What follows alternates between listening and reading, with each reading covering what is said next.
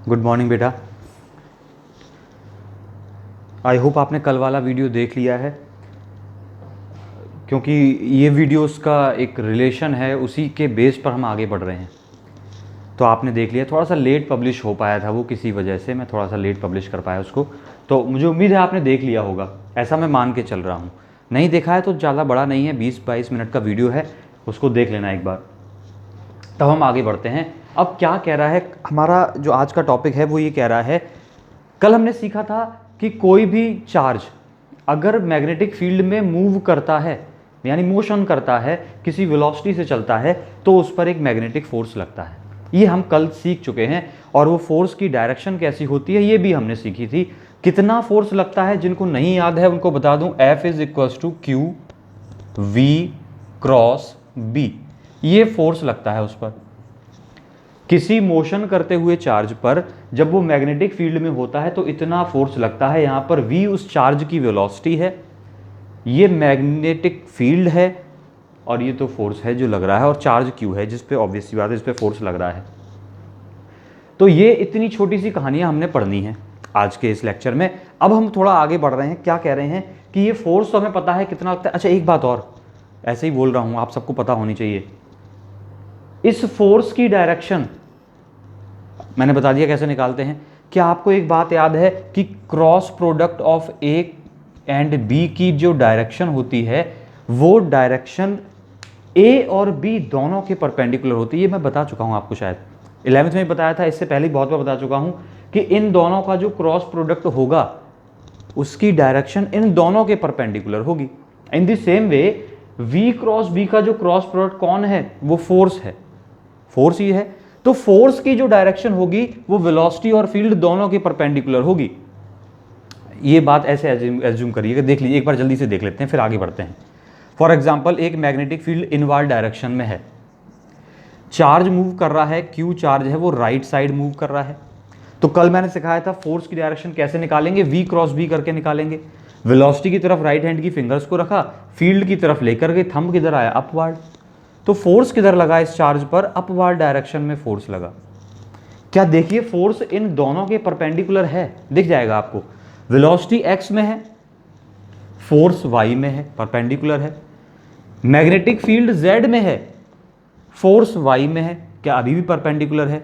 इसका मतलब मैंने जब जो बोला है वो बात दिमाग में आ गई होगी। क्या मैं कहना चाह रहा था, मैं कहना चाह रहा था कि फोर्स जो है वो वेलोसिटी और फील्ड दोनों के परपेंडिकुलर होता है। कहाँ से आती है बात, यहाँ से आती है ये बात। क्लियर है ये बात। चलिए अब मैं आगे बढ़ता हूँ, आज के टॉपिक पे आता हूँ। हेडिंग लिखी हुई है आपके सामने बहुत बड़ी बड़ी। क्या कह रही है हेडिंग, कि motion of A charge in A uniform magnetic field. किसी यूनिफॉर्म मैग्नेटिक फील्ड में अगर कोई चार्ज मोशन करेगा तो कैसे मोशन करेगा, क्या होगा उसका पाथ, क्या वो अनडेविएटेड रहेगा या कैसे रहेगा। चलिए एक बार सीख लेते हैं। अब कई सिचुएशन हो सकती हैं यहां पर, मेरी बात सुनना, पहले सुनना। एक मैग्नेटिक फील्ड है, जस्ट सपोज दैट, ये मैं क्रॉस लगा रहा हूं, इसका मतलब मैग्नेटिक फील्ड किस तरफ है, इनवर्ड डायरेक्शन में। एक मैग्नेटिक फील्ड है, कितना है वो, बी मैग्नेटिक फील्ड है, और वो किस तरफ है, जेड डायरेक्शन में, इनवर्ड डायरेक्शन में है। पूरे पूरे पूरे इस पूरे प्लेन में यहां पर फील्ड है, वो भी किस तरफ है, इनवर्ड डायरेक्शन में। एक चार्ज है Q, वो v स्पीड से चल रहा है। किससे चल रहा है, v स्पीड से चल रहा है, कांस्टेंट स्पीड v से चल रहा है। ये चार्ज इस फील्ड में एंटर हुआ, बड़बड़ाता हुआ। जैसे ही फील्ड में एंटर होता है तो हमने सिखाया था कि अगर चार्ज मोशन कर रहा है, पहले तो ये बताना, ये तो पता ही है आपको, चार्ज मोशन कर रहा है तो फील्ड उस पर क्या लगाएगा, फोर्स लगाएगा, ये भी पता है। अब मेरी बात सुनना, क्या ये चार्ज अभी आपको दिख रहा है कि किस डायरेक्शन में एंटर हो रहा है फील्ड के। फील्ड है मेरा z में, चार्ज जा रहा है x में, इसका मतलब एंगल कितना है, 90 डिग्री। तो मैं दो सिचुएशन से डील करूंगा आपके सामने। एक सिचुएशन में करा रहा हूं अभी, जब चार्ज परपेंडिकुलर एंटर करता है फील्ड के। कल हम करेंगे जब चार्ज परपेंडिकुलर एंटर ना करके किसी एंगल पे एंटर करेगा, और वो तब समझ में आएगा जब आज वाला समझ में आएगा। तो रिलेटेड है सारी चीजें। अब क्या बोला, तो केस फर्स्ट कर रहे हैं, when velocity is perpendicular to the field. क्या इस लाइन को पढ़ पाएंगे, क्या कहना चाह रही है ये लाइन? जब चार्ज की वेलोसिटी परपेंडिकुलर है किसके? मैग्नेटिक फील्ड के। क्लियर? चलिए अब मेरी बात सुनना, जैसे ही ये चार्ज फील्ड में एंटर हुआ, मान लीजिए यहां पर जाके फील्ड में एंटर हुआ, एंटर हो गया। अब मेरी बात सुनना, चार्ज की वेलोसिटी है किस तरफ? Right side. फोर्स किधर लगेगा इस पर? मैग्नेटिक फोर्स लगेगा ही लगेगा। अब किधर लगेगा वो बात है, वो आप सीख सकते हैं, आप खुद एक बार ट्राई करिएगा। वेलोसिटी राइट साइड है, फील्ड इनसाइड है, तो क्या लगेगा? V cross B। फोर्स किधर लग जाएगा इस पर? अपवार्ड डायरेक्शन में। किधर लगेगा? अपवार्ड डायरेक्शन में। यानी कि इस चार्ज पर एंटर करते ही फोर्स लगना शुरू हुआ अपवार्ड डायरेक्शन में। ये तो इसकी वेलोसिटी थी। अब चार्ज पर फोर्स अपवार्ड डायरेक्शन में लगना शुरू हुआ तो ये क्या कर देगा? ऊपर की तरफ चलना, जिधर फोर्स लगेगा उधर ही पुल होना शुरू हो जाएगा। ये ऊपर की तरफ जाना शुरू हो गया। थोड़ा सा सुंदर बना लेते हैं। अभी गंदा डायग्राम बनेगा, फिर इसको मैं बाद में इरेज करके सुंदर बनाऊंगा। ठीक है? क्या हुआ? ये ऊपर जाने लग गया, इस तरीके से चलने लग गया। क्या आप ये कह सकते हैं कि मैंने अभी बताया था फोर्स परपेंडिकुलर होता है वेलोसिटी के भी, तो वेलोसिटी अगर यहाँ पर इस पॉइंट पर देखेंगे तो वेलोसिटी राइट है, फोर्स परपेंडिकुलर है, 90 डिग्री एंगल बन गया है। यहाँ पर देखिएगा, यहाँ पर जैसे ही चार्ज अब पहुँच गया है घूमते फिरते, तो अब इसकी वेलोसिटी किधर है? किसी मोशन करते हुए पार्टिकल की वेलोसिटी कैसे निकालते हैं? उसकी टेंजेंशियल, ये इसकी वेलोसिटी की डायरेक्शन है। फोर्स निकालिएगा, कैसे निकालेंगे? ये दिखाई दी वेलोसिटी की डायरेक्शन ऐसी कैसे है? वो किसी कर्व्ड पाथ पर चलने लगा, ये फीलिंग आ रही है आपको, कर्व्ड पाथ पे चलने लगा है। और किसी भी कर्व्ड पाथ पर अगर पार्टिकल की वेलोसिटी निकालनी हो किसी जगह पर, तो वहाँ पर एक टेंजेंट ड्रॉ कर देते हैं। और जैसे ही मैंने टेंजेंट ड्रॉ करी है, मुझे वेलोसिटी मिल गई है, ये रही इसकी वेलोसिटी। वेलोसिटी अपवार्ड डायरेक्शन में है, फील्ड इनवर्ड है। वेलोसिटी की तरफ राइट हैंड की फिंगर्स को रखा, पाम मेरी चली गई है किस तरफ? इनवर्ड डायरेक्शन में, फील्ड की तरफ। और जैसे ही मैंने फिस्ट को क्लोज किया, थंब आ गया है लेफ्ट साइड, यानी कि इस पे फोर्स किधर लगेगा? लेफ्ट साइड लगेगा। ये रहा फोर्स। अब ये किधर खिंचना शुरू हो जाएगा? ये खिंचना शुरू हो जाएगा लेफ्ट साइड, यानी कि ये ऐसे चल के अब सीधा ऊपर तक नहीं जाएगा, क्या करेगा? घूम जाएगा। इस पॉइंट पर इसकी वेलोसिटी किस तरफ है? घूमता हुआ आ गया। अब कर्व पाथ है, तो कर्व पाथ है तो इसकी वेलोसिटी निकालेंगे, तो क्या कर दिया? टेंजेंट ड्रॉ कर दी। ये रही एक टेंजेंट, ये इसकी वेलोसिटी है। यहाँ पर वेलोसिटी जैसे ही पता चली मुझे, मैं बोलूंगा फोर्स किधर लगे, जल्दी जल्दी करना, इतना तमाशा नहीं है हमारे पास करने के लिए।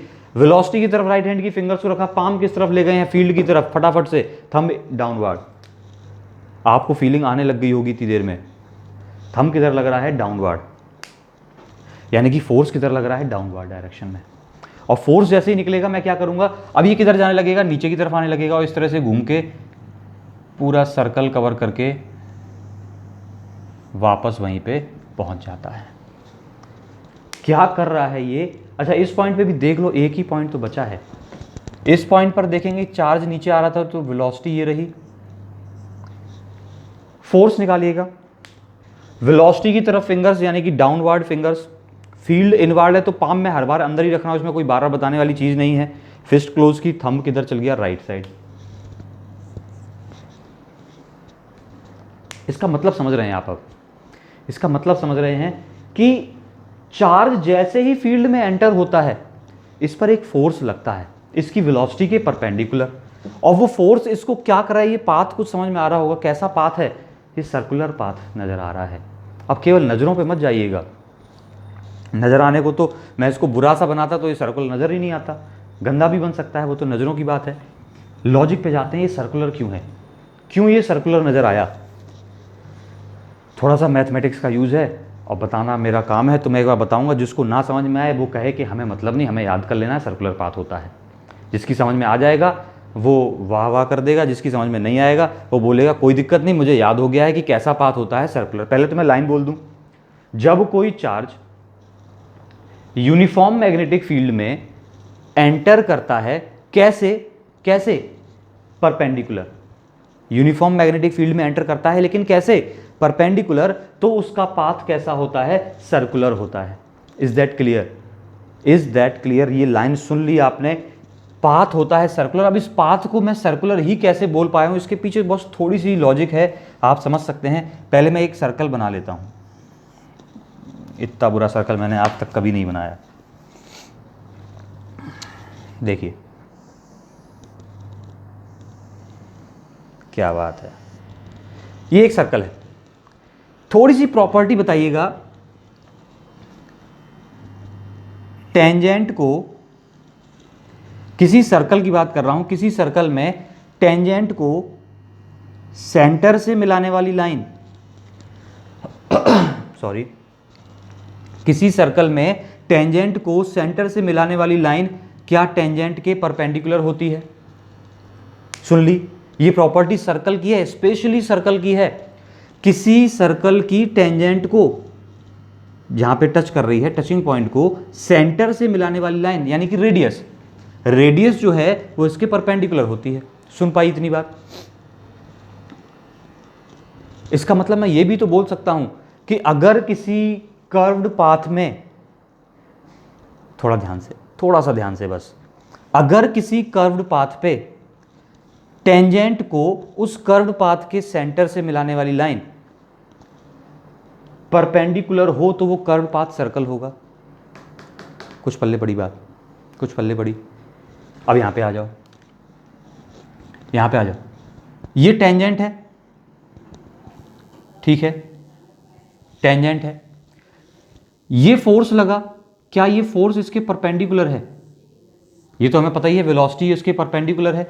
अगर ये दोनों परपेंडिकुलर हो रहे हैं, इसका मतलब ये पाथ, कर्व पाथ कैसा होगा? ये कर्व पाथ सर्कुलर पाथ होगा।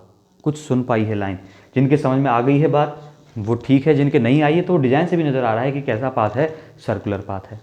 अब चलिए थोड़ा सा 11th की फिजिक्स पे भी जाएंगे। अभी हम ये हटा रहा हूं, तो हम पहले तो एक लाइन लिखेंगे, मैंने बोल चुका हूं इससे पहले, when a charge enters a uniform magnetic field perpendicular to it, it follows a circular path. लिख लेना, it follows a circular path. Clear इतनी बात? चलिए इतनी बात क्लियर हो गई है। अब अगर ये सर्कुलर पाथ फॉलो कर रहा है तो मेरी बात सुनना, थोड़ा सा सर्कुलर मोशन पे जाएंगे। जब भी कोई बॉडी सर्कुलर मोशन करती है तो एक प्राइम रिक्वायरमेंट क्या होती है? सबसे जरूरी रिक्वायरमेंट सर्कुलर मोशन के लिए क्या है? जब भी सर्कुलर मोशन होता है तो एक प्राइम रिक्वायरमेंट होती है सेंट्रीपिटल फोर्स की। किसकी रिक्वायरमेंट होती है? सेंट्रीपिटल फोर्स की। फॉर एग्जांपल, अब सेंट्रीपिटल फोर्स क्या है? अपने आप में कुछ नहीं है, कोई दूसरा फोर्स सेंट्रीपिटल फोर्स की तरह एक्ट करता है।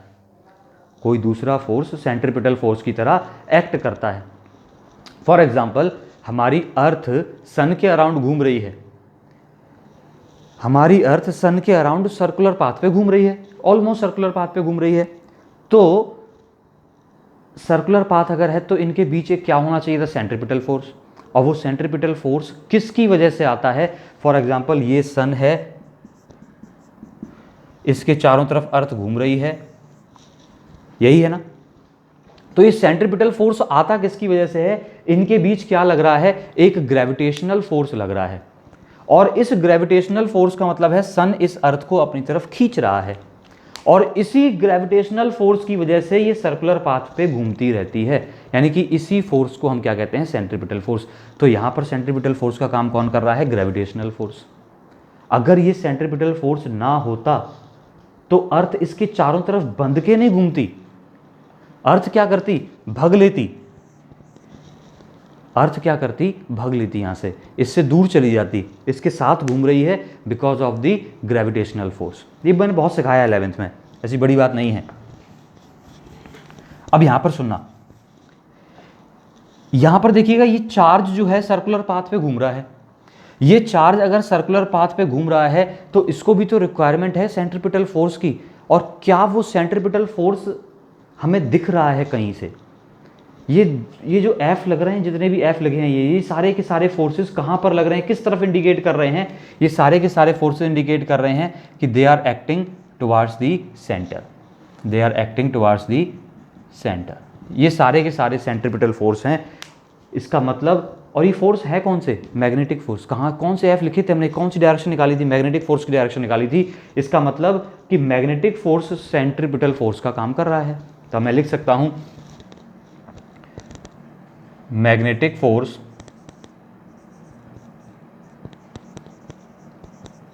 On the charge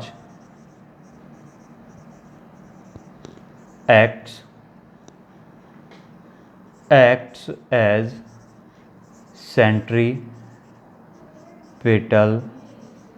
force. किसकी तरह काम करता है, सेंट्रीपिटल फोर्स की तरह काम करता है। अब मेरी बात सुनना, हमने इतनी बातें सीख ली हैं, अब मेरी बात सुनना, मेरा अब टास्क क्या है, ये तो काम खत्म हो गया, हमने जान लिया इसका पाथ कैसा होता है, सर्कुलर पाथ होता है। अब सर्कुलर पाथ में भी कुछ खास बातें होती हैं ना, सर्कुलर पाथ है तो कुछ रेडियस होगी, सर्कुलर पाथ है तो क्या होगी, कुछ रेडियस होगी। तो मेरा टास्क आ गया है अब इसकी रेडियस निकालना, कि इसकी रेडियस कितनी है। क्वेश्चन समझ गया मेरा। अब मैं क्या करने जा रहा हूं, अब मैं इसकी रेडियस फाइंड करने जा रहा हूं। Is that clear.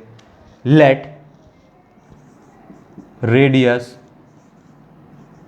कितनी है, स्मॉल आर। रेडियस मान ली मैंने कितनी है, स्मॉल आर है।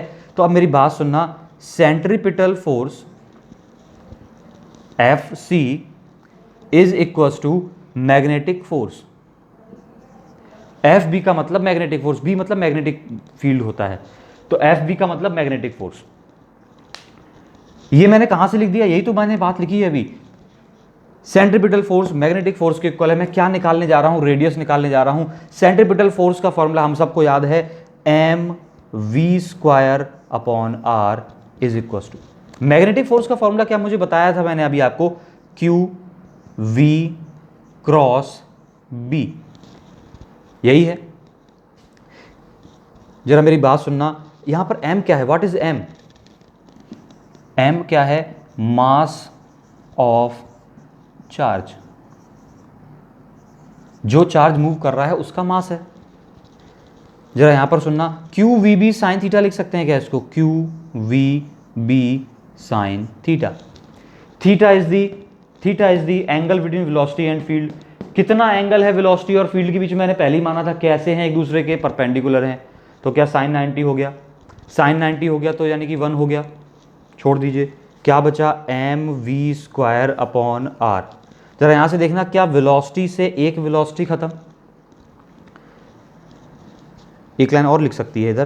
तो क्या बचा, M V upon R is equal to Q B. Sine 90 हो गया यानी कि 1 हो गया। मुझे रेडियस निकालनी है, रेडियस यहां से निकलती हुई हम सबको दिख रही है, radius is equal to, radius निकालेंगे, एम वी, क्यू बी इधर आ जाएगा, M V upon Q B. बहुत ज़्यादा गोल्डन फॉर्मूला है, बहुत ज़्यादा गोल्डन फॉर्मूला है ये। क्यों, इसके बाद हम जब एटम्स एंड न्यूक्लियाई वाले चैप्टर पे पहुंचेंगे तब भी इस फॉर्मूले का यूज़ होगा। इसके बाद हम जब मे बी साइक्लोट्रॉन तो हट गया सिलेबस से, साइक्लोट्रॉन में भी इसका यूज़ होता है। अब हट गया है तो कोई बात नहीं है, बाकी यूज़ होता था।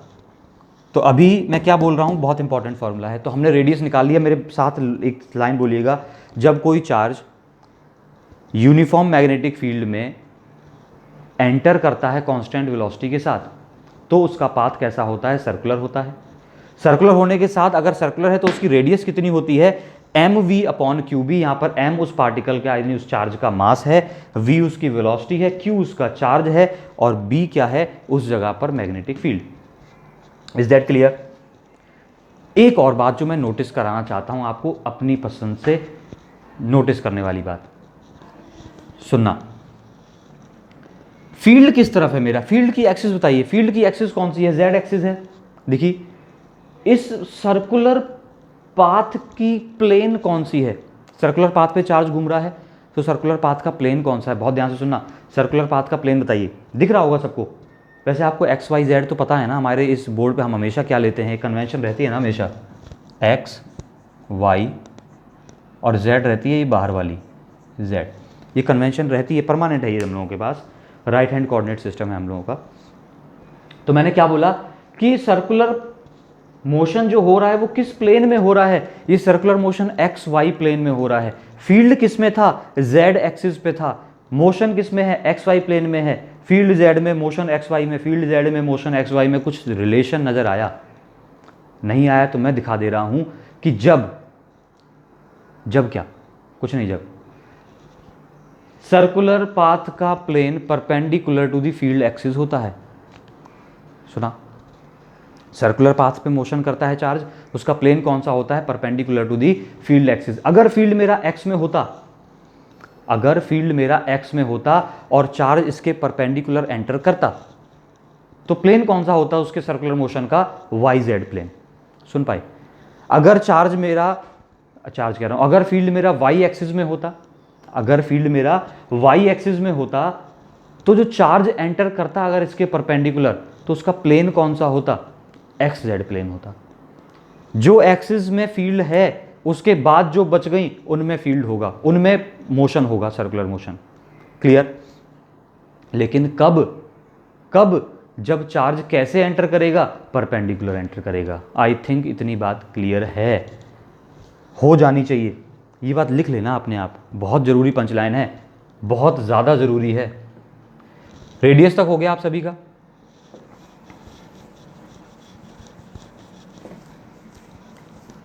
अब मेरी बात सुनना,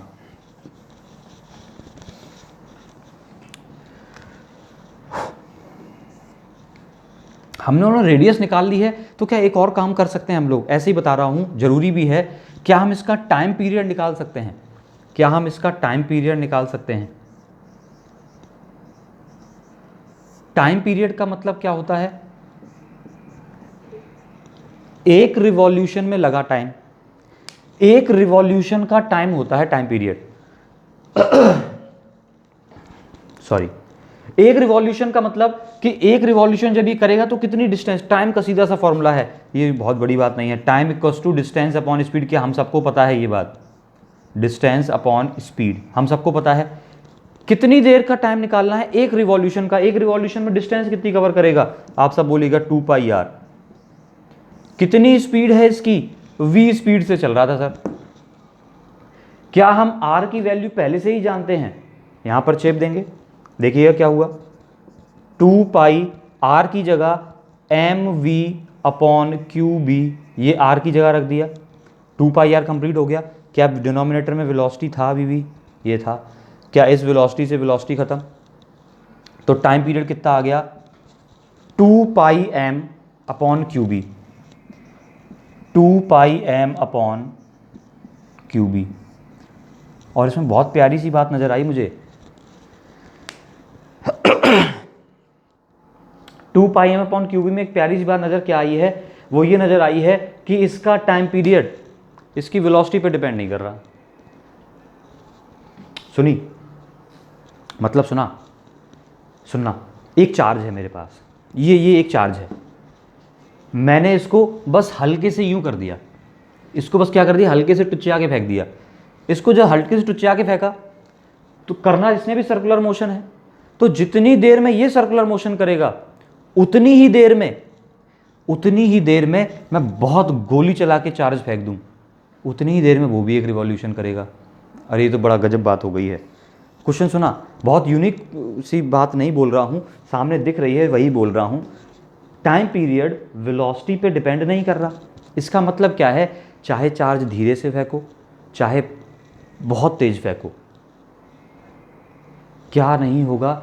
उसका टाइम पीरियड हमेशा कैसा रहेगा? सेम, बशर्ते फील्ड वही हो। फील्ड मत बदल देना, फील्ड बदल दोगे तो कहानी खराब हो जाएगी, फिर तो कहोगे ये तो गलत हो गया। जब तक फील्ड वही है और चार्ज वही है, तब तक उसकी वेलोसिटी आप कितनी भी कम ज़्यादा कर लो, उसका टाइम पीरियड यानी कि एक रिवॉल्यूशन का टाइम नहीं बदलेगा। और इसके पीछे बहुत छोटी सी कहानी है, अगर आप थ्योरेटिकली भी देखना चाहें तो क्या हुआ ऐसा जो उसका टाइम नहीं बढ़ा। इसको तो मैंने बहुत धीरे से फेंका था, इसको तो देर लगनी चाहिए थी एक रिवॉल्यूशन करने में, और इसको मैंने बहुत तेज़ी से फेंका तो ये जल्दी कवर करके आना चाहिए था। ऐसा ही तो बोलना चाहेंगे हम लोग, लेकिन गलत है। क्यों गलत है? अब इसको फिजिक्स की लैंग्वेज में भी सीख लेते हैं। क्या आपको रेडियस और वेलोसिटी के बीच में डायरेक्टली प्रोपोर्शनल का सिंबल नजर आ रहा है कि रेडियस और वेलोसिटी डायरेक्टली प्रोपोर्शनल हैं? सुनाई दिया? अगर रेडियस और वेलोसिटी डायरेक्टली प्रोपोर्शनल हैं, इसका मतलब क्या हुआ कि जितनी ज़्यादा वेलोसिटी होगी उतनी बड़ी रेडियस होगी। मैंने चार्ज को धीरे फेंका तो छोटा सा चक्कर लगाएगा, मैंने चार्ज को तेज फेंका तो वो बड़ा चक्कर लगाएगा। दिखाई दिया? ये चिल्ला रहा है यहाँ पे। चार्ज को तेज फेंकेंगे तो रेडियस ज़्यादा होगी यानी कि बड़ा चक्कर लगाएगा, और बड़ा चक्कर लगाएगा तो टाइम तो ज़्यादा लगेगा ना ऑब्वियसली। जिस हिसाब से, जिस रेशियो से मैंने स्पीड बढ़ाई, उसी रेशियो से उसने क्या बढ़ा ली, रेडियस बढ़ा ली। तो टाइम पीरियड ओवरऑल कैसा रहा, कांस्टेंट। लॉजिक समझ गए? दोनों फॉर्मूले याद हो जाने चाहिए, एकदम कंठस्थ होने चाहिए दिमाग में आपके, भूलना नहीं है बिल्कुल भी। हटा दूं दोनों बातें। अब एक और बात बची है, वो भी लिख लेते हैं। एक और टर्म बचा है। कितने लोग जानते हैं आप में से फ्रीक्वेंसी क्या होती है? बहुत बुरी राइटिंग में लिख दिया। डिनोट करते हैं स्मॉल f से, कहीं कहीं n से भी करते हैं। तो फ्रीक्वेंसी क्या है? 1 time period, reciprocal of time period को फ्रीक्वेंसी बोल देते हैं। तो फ्रीक्वेंसी इज 1 टाइम पीरियड। वैसे ये तो मैं रेकमेंड नहीं करता, ये डेफिनेशन याद करो आप, 1 reciprocal of time period, but कभी कभी काम आ जाती है। बेसिक डेफिनेशन क्या है? Number of revolutions in 1 second, number of revolutions in 1 second. बता चुका हूं ये फॉर्मूला कैसे बनता है, बार बार इसके पीछे नहीं चलते हैं। फ्रीक्वेंसी का मतलब 1 टाइम पीरियड, इसको पलट दीजिएगा तो फ्रीक्वेंसी क्या बन गई, 1 टाइम पीरियड, यानी रेसिप्रोकल कर दो इसका तो क्या बन गई, QB/2πm। क्या दोनों फॉर्मूले आपके, तीनों फॉर्मूले आपके दिमाग में बस जाने चाहिए। इस पूरी लाइन को, कहानी को समराइज करूंगा। क्या बोला मैंने? बाकी चीज़ें आप सब दिमाग में रखिएगा, फॉर्मूला याद रहेगा तभी बात बनेगी। मैंने बोला जब कोई चार्ज फील्ड के परपेंडिकुलर एंटर करता है तो वो सर्कुलर पाथ को फॉलो करता है। सर्कुलर पाथ का प्लेन कैसा होता है? प्लेन कौन सा होता है? फील्ड के परपेंडिकुलर प्लेन होता है। सब बातें लिखते रहना, फील्ड के परपेंडिकुलर प्लेन होता है। उस सर्कुलर पाथ की रेडियस कितनी होती है? mv/qb। वेलोसिटी के डायरेक्टली प्रोपोर्शनल हो गया इसका मतलब रेडियस। फिर मैंने बोला टाइम पीरियड क्या होता है? टाइम पीरियड होता है एक रिवॉल्यूशन में लगा हुआ टाइम, वो निकाल लिया मैंने। वो जैसे ही निकाला तो दिमाग में आया है, दिख गया दूर से मुझे कि ये टाइम पीरियड इंडिपेंडेंट है वेलोसिटी से, मतलब चाहे धीरे फेंको चाहे तेज फेंको चार्ज, किसी चार्ज को चाहे धीरे फेंको चाहे तेज फेंको उसका टाइम पीरियड सेम रहेगा। तीसरी बात जो मैंने सीखी, फ्रीक्वेंसी होती है 1 टाइम पीरियड। खत्म कर दी मैंने तीनों बातें। अब मैं आपसे कुछ छोटे छोटे सवाल पूछूंगा जो मेरा हक है।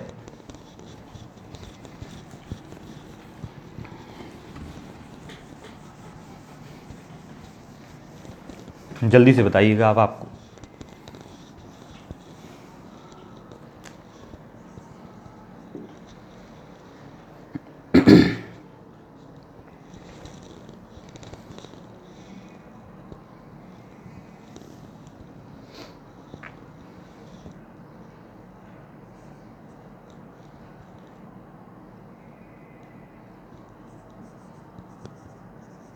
A charge is projected, ऐसे करके मज़ा नहीं आएगा। इतनी लंबी कहानी में लिखने की जगह मैं क्या कर रहा हूँ, आपको शॉर्ट में समझा दे रहा हूँ मैं क्या क्वेश्चन पूछना चाह रहा हूँ, समझ लेना। एक फील्ड है B, ठीक है, इसमें एक चार्ज एंटर हुआ Q V स्पीड से, ठीक है, दिख रहा है कैसे एंटर हुआ है। एक दूसरी जगह पर एक और फील्ड है, ये आपको दिख रहा होगा कैसा फील्ड है, ये फील्ड आउटवर्ड है। इसमें भी वही चार्ज एंटर हुआ Q, किस वेलोसिटी के साथ, V वेलोसिटी के साथ। आपको, ये पहला होमवर्क है आपका, आपको इन दोनों के पाथ ट्रेस करने हैं। ट्रेस का मतलब जानते हैं कि इसका पाथ कैसा होगा, इसका पाथ कैसा होगा, और जैसे ये घूमेंगे ना, दोनों सर्कुलर पाथ पे घूमे, तो पता है ना आपको, जब ये चार्ज फील्ड के परपेंडिकुलर एंटर करेगा तो सर्कुलर पाथ पे घूमेगा। अब आपको ये दिखाना है मुझे डायग्राम बनाकर कि, या फिर आंसर में लिखना है कि घूमने का पाथ कैसा होगा, क्लॉकवाइज या एंटी क्लॉकवाइज। ये एंटी क्लॉकवाइज घूमेगा या क्लॉकवाइज घूमेगा, ये बताना है। क्वेश्चन समझे? आपको क्या बताना है कि इनमें से ये मान लिया Q1 है, ये मान लिया Q2 है, तो आपको ये बताना है कि Q1 एंटी क्लॉकवाइज घूमेगा या क्लॉकवाइज, Q2 एंटी क्लॉकवाइज घूमेगा या क्लॉकवाइज। पहला क्वेश्चन आपका ये हो गया होमवर्क का। इसमें अब आप कहेंगे सर आपने एक भी क्वेश्चन करवाया नहीं, सीधा सीधा हमें दे दिया होमवर्क में।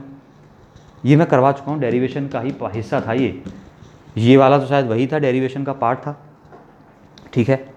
चलिए अब मैं दूसरे क्वेश्चन की तरफ बढ़ता हूं जो शायद मैं करवाऊं।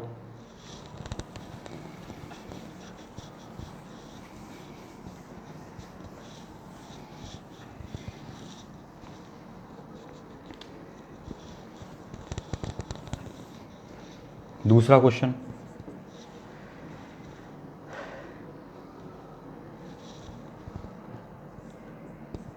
ए charge Q enters a uniform field B. A charge Q enters a uniform field B perpendicular to it and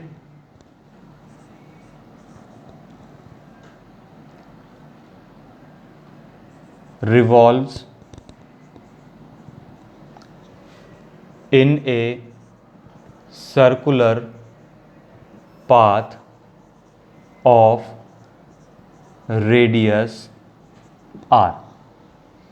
Revolves in a circular path of radius r.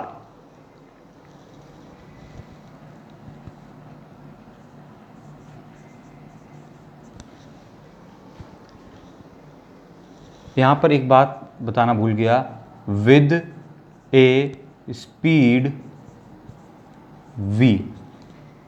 किस स्पीड से एंटर हुआ? v स्पीड से। आगे question कह रहा है what would be its radius. बड़ा छोटा सा क्वेश्चन है, मुझे फालतू में देना पड़ रहा है। What would be its radius if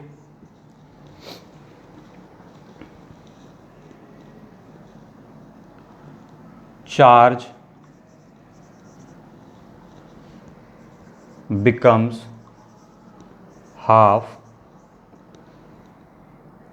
if charge and velocity becomes half। अगर चार्ज और वेलोसिटी दोनों कैसी रह जाएं? आधी रह जाएं। हम दोबारा फेंकें इस बार, और किस स्पीड से? आधी स्पीड से, और आधा चार्ज अगर फेंका जाए तो उसकी रेडियस क्या होगी? ये बड़ा छोटा सा क्वेश्चन पूछा गया है आपसे। आई थिंक आपने पहले क्वेश्चन पढ़ लिया है। क्वेश्चन ये कह रहा है चार्ज Q है, इसको v स्पीड से एक यूनिफॉर्म फील्ड B में फेंका गया है।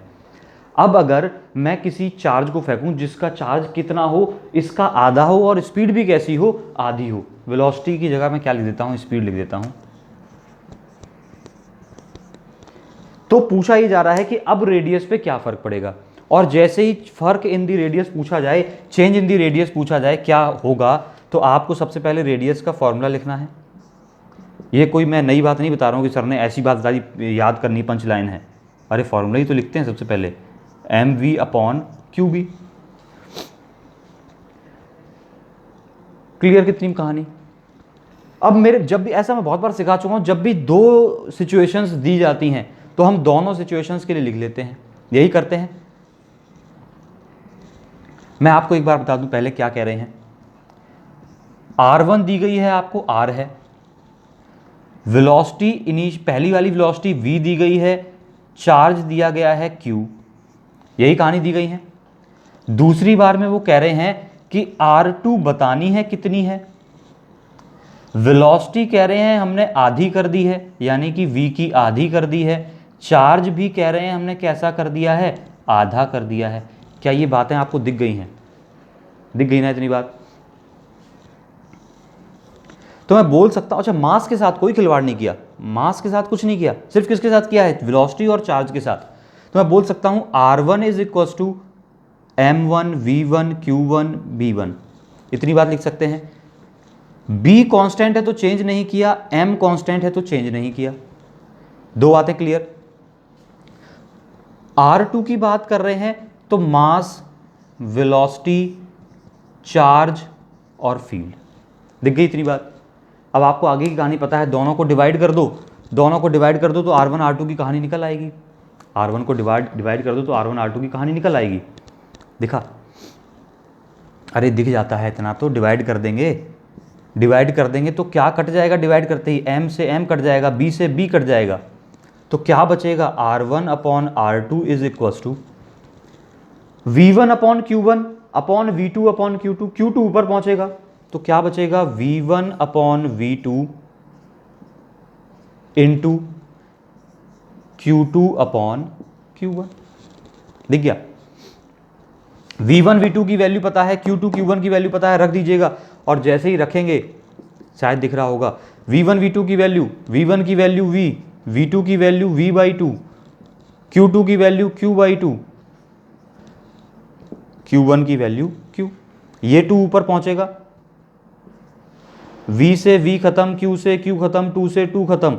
इसका मतलब R1 किसके इक्वल हुआ, R2 के इक्वल हुआ। ये नहीं दिखा होगा आपको लिखा हुआ, R1 किसके इक्वल हुआ, R2 के इक्वल हुआ। ये रहा, इसका मतलब क्या हुआ, R1 किसके इक्वल हुआ, R2 के इक्वल। ये कोई बहुत बड़ा क्वेश्चन था ही नहीं, ये तो फालतू का ड्रामा था एक। आपको तरीका बताने की कोशिश की गई है कि कैसे करते हैं। जब दो अलग अलग सिचुएशंस दी जाती हैं तो हम दोनों के लिए रेडियस का फॉर्मूला लिखते हैं और डिवाइड कर देते हैं। हो सकता है वो अगले क्वेश्चन में आपसे कह दे कि मास में भी चेंज आ गया। अब मास में भी चेंज आ गया तो फिर इसका मतलब आप मास को भी इंक्लूड कर लेंगे, मास कटेगा नहीं, एक जगह M1 एक जगह M2 हो जाएगा। क्लियर इतनी बात, कंसेप्ट को समझ गए होंगे क्या करना है। बहुत पुरानी बातें हैं ये, हटा दूँ।